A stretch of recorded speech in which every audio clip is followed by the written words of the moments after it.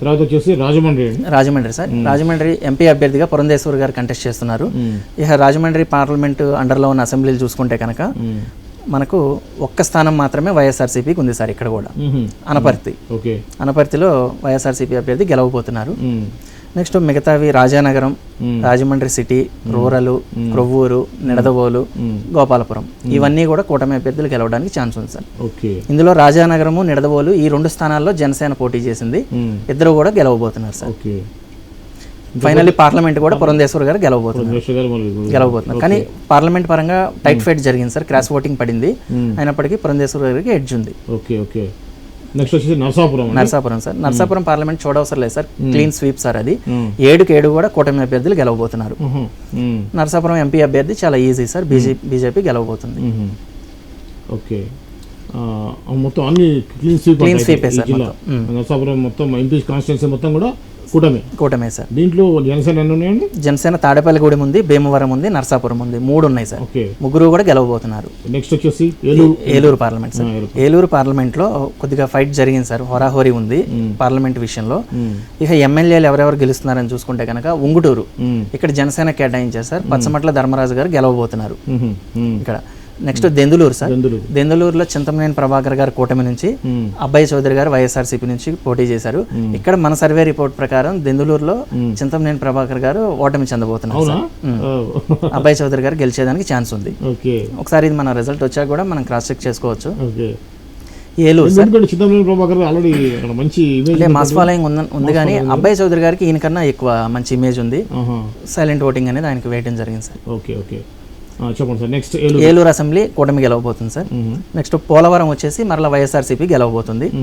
ఇది జనసేనకి ఇచ్చారు సార్. జనసేన ఓడిపోయే స్థానాల్లో పోలవరం ఒకటి. Next Chintalapudi sir. సొంగ రోషన్ కుమార్ గారు గెలవబోతున్నారు టీడీపీ నుంచి. Next Nuzvid sir. నూజివీడ్లో కూడా హోరాహోరీ ఫైట్ ఉంది. కొలుసు పార్థసారథి గారేమో టీడీపీ నుంచి, మేకా వెంకట ప్రతాప్ అప్పారావు గారు వైఎస్ఆర్సీపీ నుంచి. నూజివీడ్లో ఖచ్చితంగా మన అంచనాలు వైఎస్ఆర్సీపీ గెలవడానికి అవకాశం ఉంది సార్. మేకా వెంకట ప్రతాప్ అప్పారావు గారు. కైకలూరు సార్. కైకలూరులో బీజేపీ అభ్యర్థి కామినేని శ్రీనివాసరావు గారు గెలవబోతున్నారు సార్. పార్లమెంట్ పరంగా చూసుకుంటే ఏలూరు టైట్ ఫైట్ లో తెలుగుదేశం అభ్యర్థి గెలవడానికి ఛాన్స్ ఉంది సార్. నెక్స్ట్ విజయవాడ పార్లమెంట్ అండర్లో ఉన్న 7 స్థానాల్లో ఒక్క తిరువూరులో మాత్రమే వైఎస్ఆర్సీపీ గెలవడానికి ఛాన్స్ ఉంది సార్. మిగతా 6 స్థానాలు కూడా కూటమి అభ్యర్థులు గెలవబోతున్నారు. Vijayawada west, Vijayawada central, Vijayawada east, Mylavaram, Nandigama, Jaggayyapeta ఈ అన్ని స్థానాల్లో కూడా కూటమి అభ్యర్థులు గెలవబోతున్నారు సార్.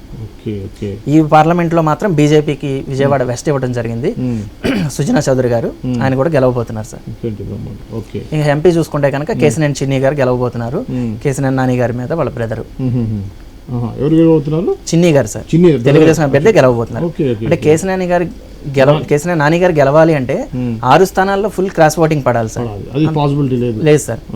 ఇక్కడ అమరావతి రాజధాని ఎఫెక్ట్ కంప్లీట్ గా ఉంది సార్. సో గెలిచేదానికి ఛాన్సే లేదు కేసినేని నాని గారు. నెక్స్ట్ మచిలీపట్నం పార్లమెంట్ అండర్లో వైఎస్ఆర్సీపీ గెలిచే స్థానం ఏకైక స్థానం ఒక్క పామర్ సార్. ఒక్క స్థానం ఏముంది, మిగతా 6 స్థానాలు కూడా కూటమి అభ్యర్థులు గెలవబోతున్నారు. గన్నవరం, గుడివాడ, పెడన, మచిలీపట్నం, అవినిగడ్డ, పెనమలూరు. ముఖ్యంగా వస్తే సార్ ఇక్కడ గన్నవరం, గుడివాడ ఎట్లా అయినా సరే తెలుగుదేశం గెలవాలి అని చాలా కసిగా పనిచేశారు. అట్లాగే గన్నవరం, గుడివాడ తెలుగుదేశం అభ్యర్థులు గెలవబోతున్నారు సార్. వల్లభనేని వంశీ, కొడాల నాని గారు ఇక్కడ ఖచ్చితంగా ఓటమి చెందబోతున్నారు. మన అంచనా ప్రకారం మెజారిటీలు చూసుకుంటే కనుక, ఎందుకంటే మెజారిటీ చెక్ చేసుకునే స్థానాల్లో కొద్దిగా ఇవి ఇంపార్టెంట్ సీట్లు. గన్నవరంలో మెజారిటీ 15,000 పైనే ఉంటుంది ఎర్లగడ్డ వెంకటరావు గారికి. వెనిగండ్ల రాము గారికి గుడివాడలో 10,000 వరకు మెజారిటీ ఉండే ఛాన్స్ ఉంది. మచిలీపట్నం, అవినిగడ్డ జనసేన కేటాయించారు. మండలి బుద్ధప్రసాద్ గారు గెలవబోతున్నారు. పార్లమెంట్ చూసుకుంటే కనుక జనసేన గెలవబోతుంది సార్. వల్లభనేని బాలశౌరి గారు. మొత్తం జనసేన పోటీ చేసిన 2 పార్లమెంట్లు గెలవబోతున్నారు.